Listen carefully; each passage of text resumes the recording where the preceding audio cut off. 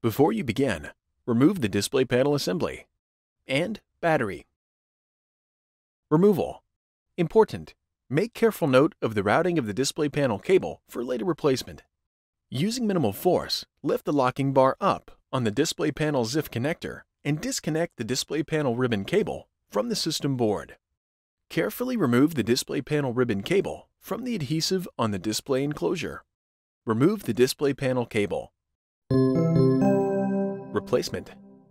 Insert the display panel ribbon cable into the display panel ZIF connector on the system board and press the locking bar down to lock the cable into place. Apply pressure to the length of the display panel ribbon cable to adhere it into position on the display enclosure.